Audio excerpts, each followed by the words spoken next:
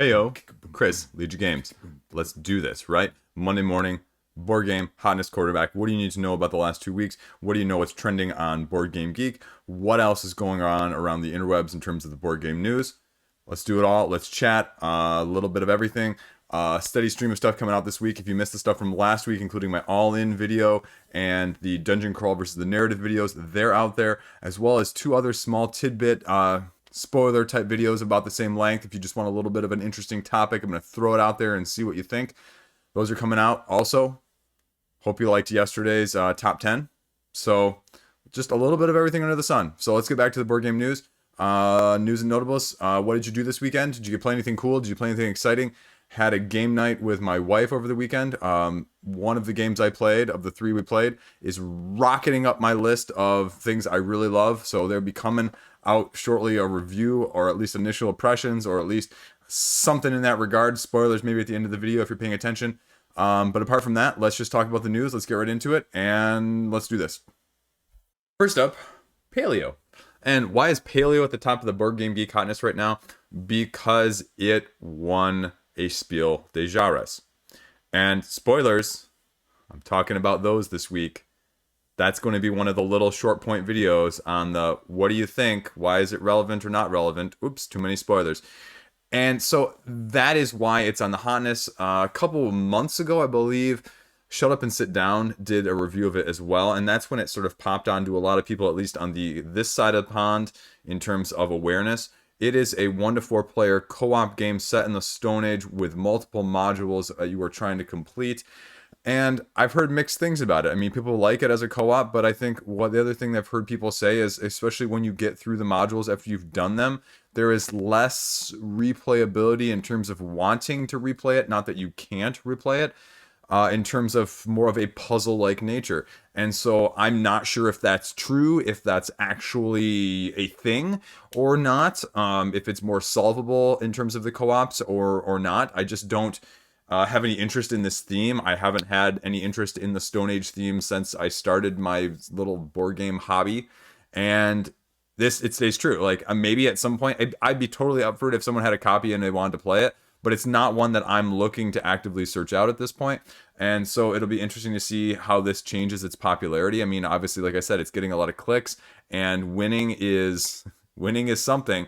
And so you need to know it just from that side of things.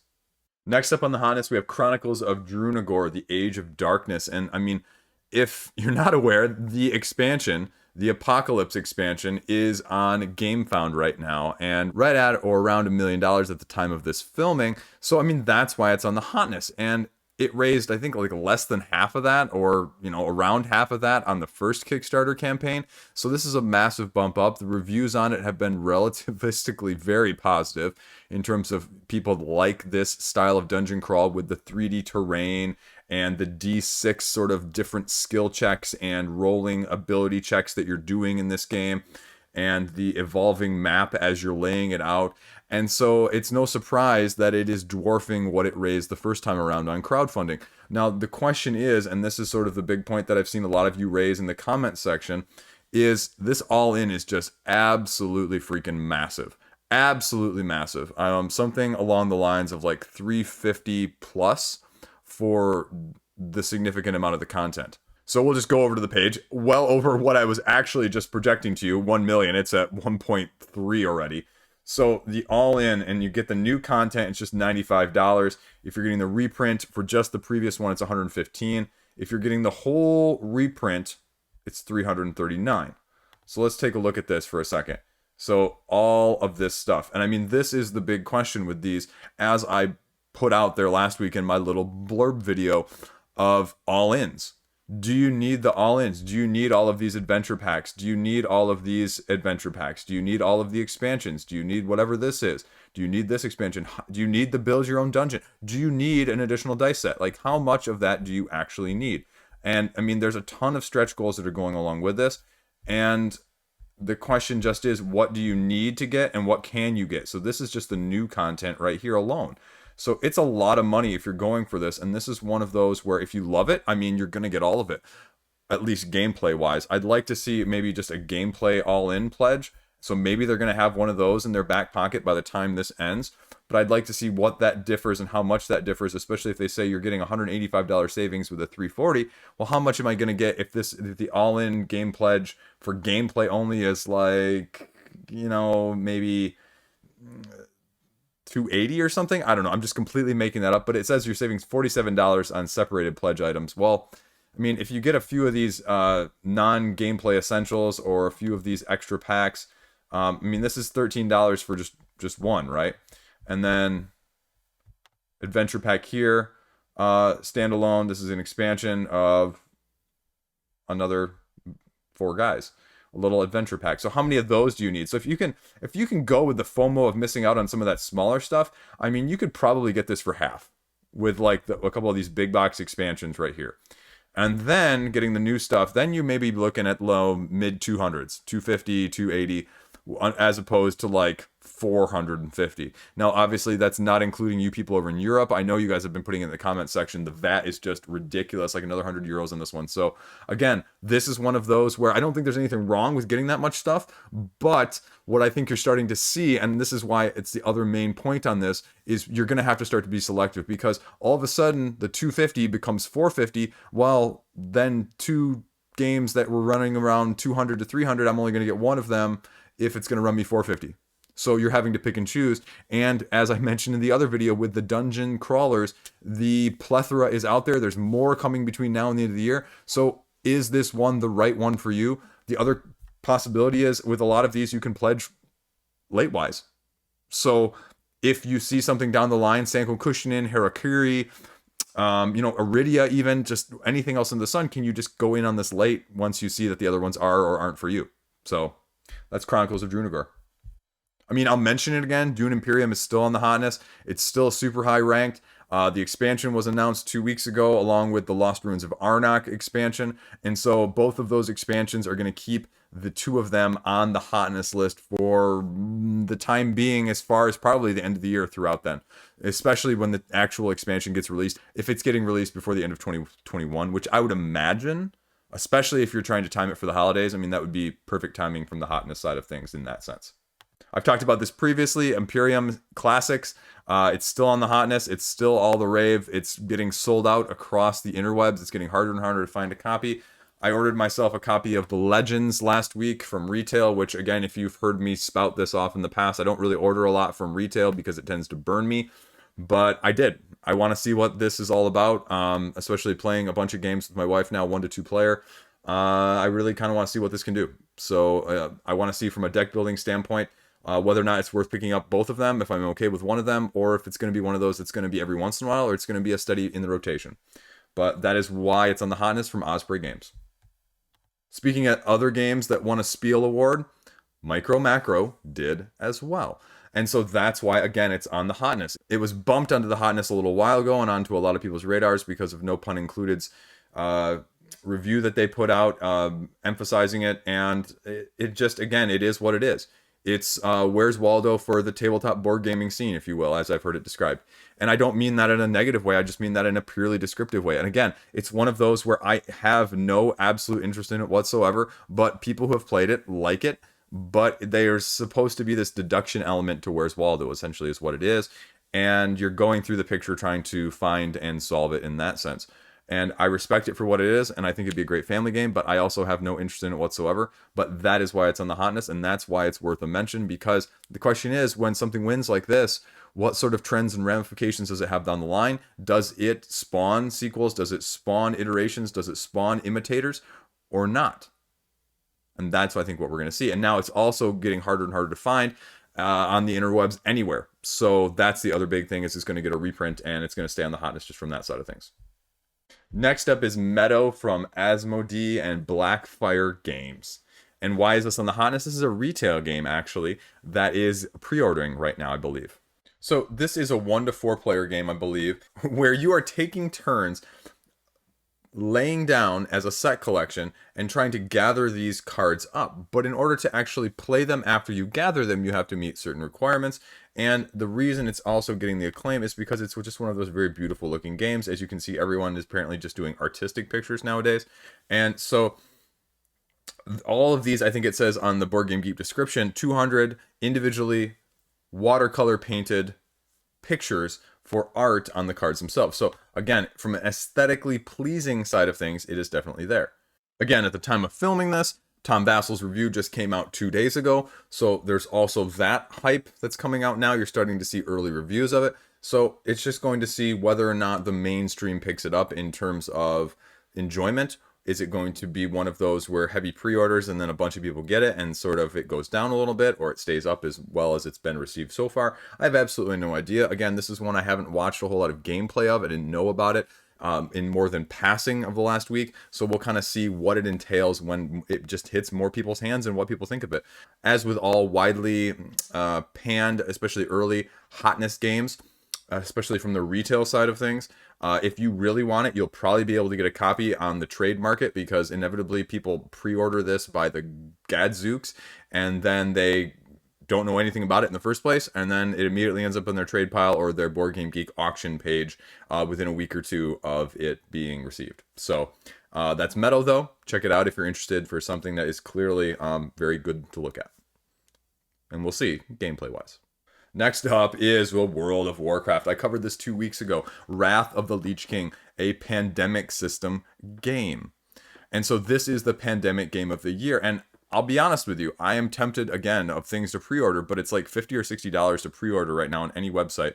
And I think a lot of people are going to be doing wait and see in terms of whether or not some of the intermediaries, distributors, or stores or online markets are going to be having a little bit of a price reduction. I like Pandemic. I like the idea of a fantasy pandemic in the first place. It looks to have a different spin on things, completely different than what else is out there. But I'll be honest with you, I have not read through the rulebook yet, because the rulebook is actually out on the website. And I'm a little bit hesitant to read it because I kind of want to like it, but I also am not going to order it without having read the rulebook through and through to know whether or not it's going to be as complicated and as nuanced as I want, or if it is going to be much on the lighter side of things. I would be surprised if you don't start to see reviews pop up within the next month from some of the big channels that get sent it like they always do. And I say that as a good thing and a bad thing, because sometimes they can definitely have an influence on it one way or the other when their biases and preferences are not necessarily what mine would be. So I always take those with a grain of salt as well. And, you know, like I said, if the rulebook is out already, I have it actually open on a tab on my iPad, and I just need to get it read to figure out whether or not it's going to be for me. But again, just like Meadow, when I said that, I think you're going to see a lot of people that have already pre-ordered this and that are going to like it as well. So if you really are hesitant, you can always try heavily trading for it, especially if you have things to trade for. As a side note, like, if you're going to trade something or trade for something like this, people always, are like, well, I'll give you 2 pennies for your dollar. I'll give you, 3 copies of Munchkin that equal $50 for your World of Warcraft brand new out of the box pandemic game. It's like, come on, oftentimes you gotta give something up of value to get something of value. And I see so many little people willing to do that at times, and that's why so many trades fail. Anyway, total side tangent there, but this is World of Warcraft Wrath of the Lich King and pandemic system and Z-Man games, and we'll see what it entails and where the hype goes with it if it is lauded. And let's be honest, the basement on a game like this is actually pretty high, because any of the yearly games that they have done in the past, whether it's Iberia, whether it is Cthulhu, or even Fall of Rome, they're all very low basement, not as high of ceiling as I would have wished. I think Iberia is by far my favorite, but I'm expecting something similar with this. I just am. Next up is Ankh, Gods of Egypt, the third in the Eric Lang masterpiece trilogy of area control. It's being delivered right now, and that is why it's on the hotness. And I think you're going to see a lot of turnover in the next 2 weeks on the secondary market, because I think a lot of people, again, this one more so than the first two, people bought this to flip it.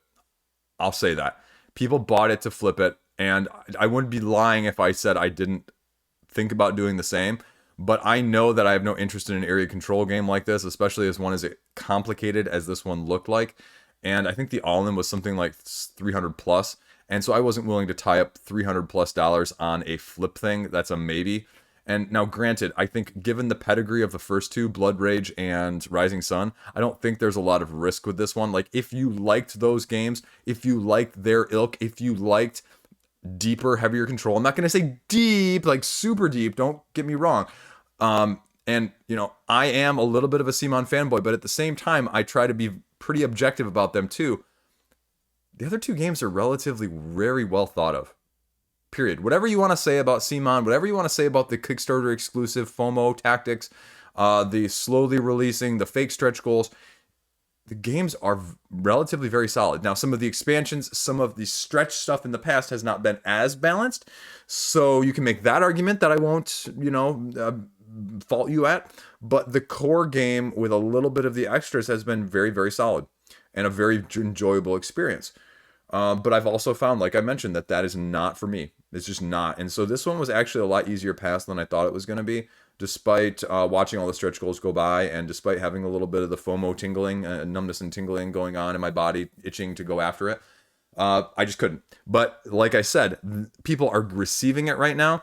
And so the clicks are going to come, the reviews are going to come, the unboxings are going to come of like the 37 boxes that you got if you got the all-in, and the selling is going to come. So if you want it, it's just, again, if you're looking to get this, wait. Because there's always the people that spike it, and then there's always the people that sell it at value. And so if you can wait long enough and be patient enough, you can find one at value too. But that's why Ankh is on the hotness. Oros. If you mixed my Kickstarter roundup from this past week, this is on the hotness because this is one of the latest games. I believe it's 1 to 4 players launched on Kickstarter as sort of a worker placement, tile placement style of game with some unique mechanisms. And you can see here that it definitely looks like stuff that we really haven't really seen before. And it uses actual geographic events and formations in terms of affecting the gameplay. And I'll be honest with you, I haven't had a chance over the weekend to look at the actual gameplay video, because with the tile placement, with the mechanics that it's got involved beyond just the worker placement, it makes me want to give it a second look, because I'm not usually, as you know, a worker placement fan either. And so just by the tile laying and the evolution of the game, I'm probably not going to be that interested, because especially there is also the majority area control mechanic on top of the worker placement, like I just talked about. But I think it's doing well because it is, again, why back this compared to other things? And this has a solid core of this is different from other stuff. We're making it different. We're making it stand out. And I think people are recognizing that. Now, how is it ultimately going to turn out? I have no idea. But that is why it's on the hotness. That's why it's getting the clicks. And that's why it's getting the funding over on Kickstarter. So I've almost made it through the hotness, and then we'll get on to the news. A few other last of note. Descent, Legends of the Dark. Not Descent 3.0, as they've made a very clear distinction of doing. The newest iteration, Big Box Descent, that Fantasy Flight Games is selling for like $180 on their website, that the online markets have for about $140. It is releasing in August, I think in about 2 weeks or so-ish. And it's just going to be all over the place about whether or not people like it, and the amount of content and the miniatures that you're getting for the price, and just how is it going to hold up. And so that is why it's on the hotness right now. There's a lot of debate on it, and just whether or not, you know, how is it going to compare? How is it going to compare to the other standards that are out there from Dungeon Crawls as the newest iteration? I won't say the next edition of Descent, but that is the main question right now, especially at that price point, you know, a Frosthaven-esque price point plus. So we'll see in less than a month. Next up is Trek 12. This is a roll and write from Pandasaurus. It has just opened a pre-order, and it was sent out a press email, I think, earlier in the week announcing it, and that is why mainly it's on the hotness right now. It says on the Board Game Geek description page, a 1 to 50 player game where you are climbing the Himalayas, and you can increase the difficulty of the game, and you're trying to create strings of numbers to represent your climb as you go. What you have then, if you're looking very carefully on this, is you have 2 separate dies. And the dice in general, you would think would normally be the same. And what you were doing is you were doing 19 different rolls of these 2 dice. However, one die is 0 to 5. The other die is 1 to 6. And you can either add them, subtract them, multiply them, keep the high, or keep the low in terms of where you're filling it in, how you're trying to get that numbers in a row, a little bit of a different style of Yahtzee. And again, as a different roll and write, how is this going to compare? Are people going to like this? There's a degree of difficulty that you can change. So we'll kind of see as it gets closer and whether or not this is something that people like or not. especially in the heavy roll and write people. I mean, those guys who really like that and girls who like that, they tend to have a large collection of them, so we'll see how it compares.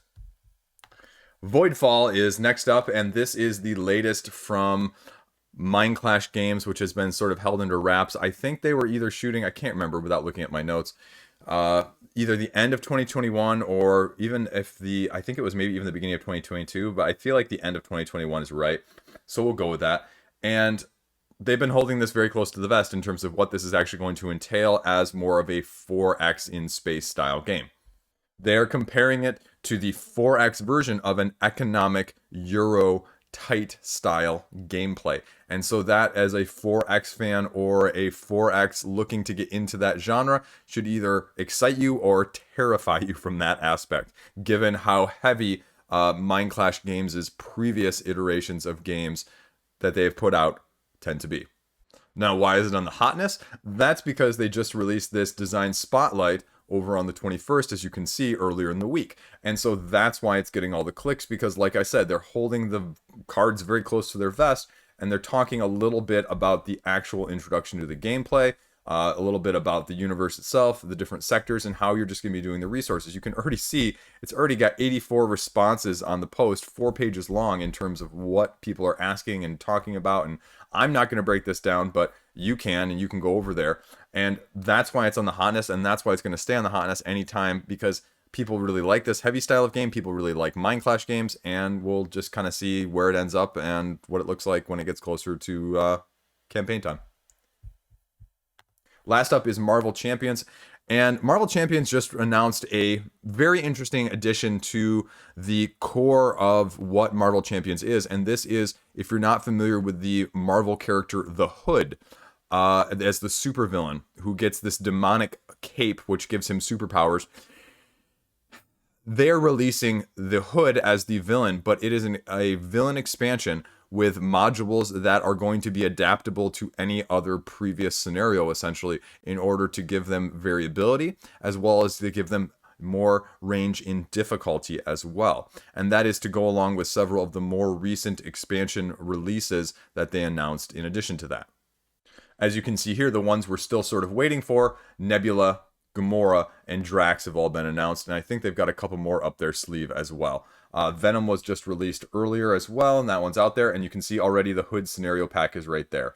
And there's the Venom that I just mentioned, so we're just going to have to kind of see what else. I believe there was a leak like 6 months ago that talked about all of these things, and so far that leak has been right. So I think the next one on that leak that is on the Reddit page dedicated to Marvel Champions is something like the Valkyrie is the next like hero expansion you're going to see in this line. So everything else is held true, and I imagine this is going to be similar. And I think the one after that was maybe like Vision, something like that. So if you're a fan of this game, those are potential upcoming things to know and just kind of see. I just got into it over on my vacation, playing it more solo with Doctor Strange.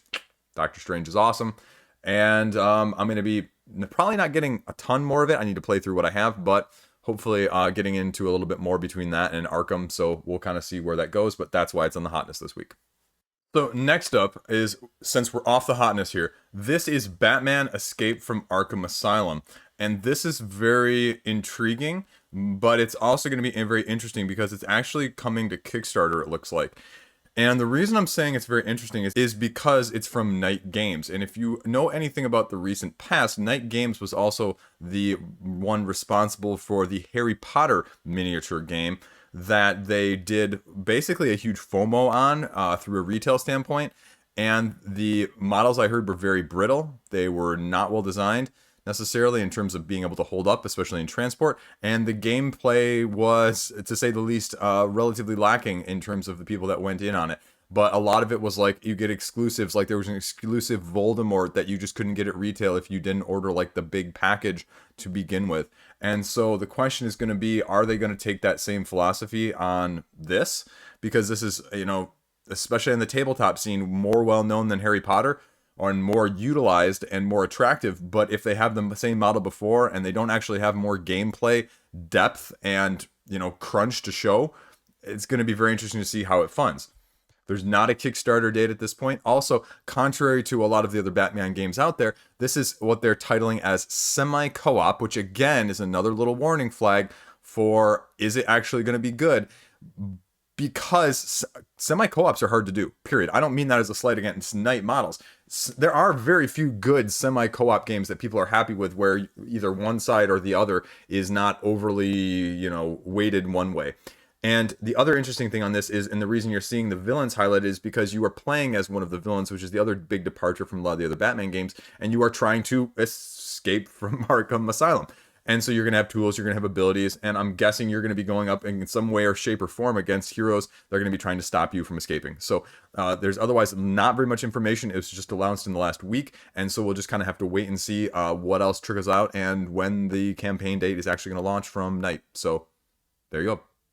So the next thing we have on the roundup is, if you are not familiar with AEG's Edge of Darkness from John D. Clare, where you have sort of the drafting, dropping, card management, sort of worker placement style game. They just announced the latest expansion that they are going to be doing this on Kickstarter. It is called Emissaries of the Veil, and it's a card crafting, which is, as they say, with Mystic Veil, if you will. Mystic Veil was sort of the test run, even though it's a fully fleshed out game, for what they wanted Edge of Darkness to finally be. And so this is going to be the next one on this. And I'll be honest with you, I have a copy of Edge of Darkness that I have never played that I got in the first Kickstarter. And so for me, especially as one who did not get the last expansions, that are basically also hard to get or impossible to get, I'm going to have to kind of see again at some point. But this is a heavier game and it's harder to get out. It's just a massive box, way oversized and overproduced for what it was and what it is. But will I like it, and do I like it, and is it going to stay in my collection? I don't know, but it's taking up a lot of space, and I need to figure that out before this goes live. And the question is just going to be, when is this going live? I mean, the artwork is beautiful, the mechanisms are unique, and the question is just going to be whether or not it's worth it. So that is going to be the real question, and how much information are we going to know beforehand? What nuances and what differences is this going to make in this card crafting game and worker placement emphasis? I don't know. But it's intriguing enough that I'm going to be following along closely, and it'll probably emphasize me in terms of getting that to the table sooner rather than later. So, sort of good, sort of bad at the same time. What do you guys think? Yeah, let me know your thoughts on that. Let me know your thoughts on Edge of Darkness if you guys have played it, because that'll definitely help too. Because it's very mixed in terms of the opinions on the internet. Some people really love it, and a lot of other people really hate it. And there's not a lot of in between middle zone that's kind of like it's okay. It's either like yes, yes, yes, or no. So I'd be interested to see what you guys think too. We might as well go back to Fantasy Flight Games. It's not like I talk about them every week, once or twice, when I do this hotness and news roundup. They just announced a new expansion for the Lord of the Rings Journeys in Middle-earth, the Lord of the Rings game that is using the app. And so this is another big box expansion that you can see. And this is more, it looks like, on the side of the realm of men. And so you're going to be mainly in Gondor and Rohan with 15 different scenarios where you're defending against the enemies, 6 new heroes, 20 enemy miniatures, a bunch more map tiles, terrain, and types. So there you go. You see a little bit of what you're going to be getting in terms of allies there. They talk a little bit about what they're showing, the new items, the new growing threats that you're going to be going up against, and everything that goes along with that. And that is going to be released in October. And again, I feel like this is one where people either really love it and love everything that it is, or people don't really like the app system and kind of didn't really give it a second shot. I have not played it. I'd love to just try it out, but it's also one that I'm not going to be buying anytime soon too, just with knowing it's definitely hit or miss. So I'm not willing to spend the money on that at this point, when I can spend it on things that I know will be more of a hit. But there you go. If you are a fan of this, let me know your thoughts in the comment section as well. And, October. There you go. I got the press release when they sent it out a couple weeks ago. I think it was actually when I was on vacation. Machi Koro 2 that you can now pre-order, that's releasing on October 6th. You're getting free promo cards with the website order. And it is just taking everything and making Machi Koro better. And, I've heard, if you didn't like Machi Koro, Space Base or Valeria Kingdoms was sort of the Machi Koro killer. And they have done different things in this to address the new zoning laws in terms of being able to build stuff and how you're getting the resources to adapt some of the criticisms that they saw the first time around. As you can see, they've got the rulebook already up on the website, so if you want to check it out, you can already see what's different and how it's going to be better. I think it's one that, as a person who likes this, and especially if they've addressed some of the criticisms of the first game in terms of balance and the interactions, I think I would definitely be interested in this. So I responded and offered my assistance in a review, And whether or not I will be one of the few people that gets one or not, I don't know. But I liked out the last thing I got from Pandasaurus in the game face to face.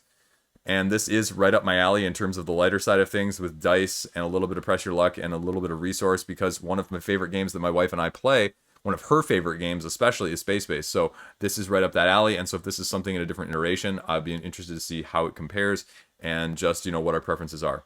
So Machi Koro 2, if you're interested.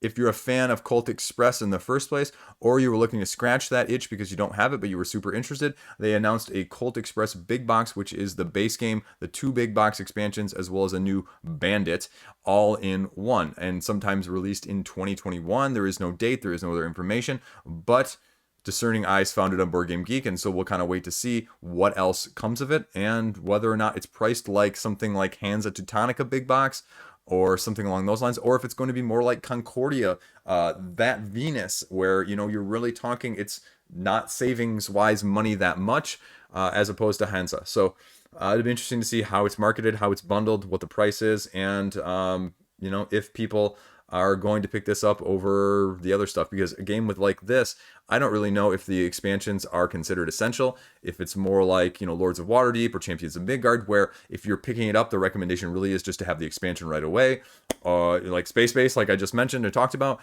or if this is one where you don't really need the expansion, something like Isle of Skye, where one of the expansions is really good and one of the expansions is lesser thought of, and you could go without either of them, though, and still have a really good base game. I don't know. I don't know enough about Colt Express, but if you're interested, check it out. Stay tuned. Subscribe to the Board Game Geek page so you can get more information when it comes out. Last up, Renegade Studios. If you weren't familiar, and I think you missed it, or in case you saw it a couple weeks ago when I talked about 80s IPs that Renegade Studios had acquired, we've seen like Power Rangers, we have seen Transformers. Well, now we have G.I. Joe, Real American Hero, right along with the release of the Snake Eyes movie. And let's be honest, Snake Eyes and Storm Shadow were always the coolest characters. They got their own spin-off. They got their own cool action figures with superpowers. They were the best. And so with the Snake Eyes movie releasing, which I've heard the acting is good and everything else is kind of but we'll see. We'll see how this deck building game compares with Renegade Studios' previous iterations, how Transformers, which I believe is coming out sometime shortly, as well holds up. I mean, again, how much of a reskinning and a re-IP branding and depth are these going to give? Because, I mean, you can argue that with Transformers and G.I. Joe, it is made for the Aeon's End treatment or the Dominion treatment with expansion, or the Legendary treatment, where you can iterate, you can expand, you can go off the mythos, you can go off of all the stuff that's out there. Or is it just going to be an IP grab and they're going to use it and maximize this one game and just do it from that side of things? I have no idea. This appeals to me a little bit more, at least from my sentimentalism, rather than Transformers. But if they both put out very, very solid products, as a deck building fan in general, I will be heavily looking at them or heavily interested in trading for them for those people that don't like them in the first place. So that is why it's of note. That's why it's important to talk about. And I thought it's just kind of cool tie-in with everything else going on. So there you go.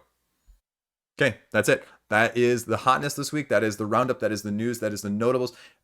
Did I miss stuff? Tell me in the comment section below. What do you want me to see me talk about? Is there stuff that I missed that you go, hey, Chris, mention this, talk about this. What do you think about this? I'm totally up for that. Tomorrow is going to be launching with Divinus on Lucky Duck Games. I'm going to be tuned into that one heavily. Well, I can't actually check it out until I get home from work, because for some reason work has GameFound blocked. So I got to always do that afterwards or beforehand. So I'll have to check it out after I get home, like 6-8 hours after everyone else has already looked at it and pledged. But that's fine. Apart from that, like I said, a bunch of videos coming out this week, and it's just going to be a little bit of everything. A couple short topic videos, I think another top 10, and then the roundup and all the usual stuff at the end of the week in terms of upcoming. So a little bit of everything. Hope you enjoyed it. Hope you had a good weekend. Thanks for watching. Thanks for tuning in. Stay classy. I'll see you around.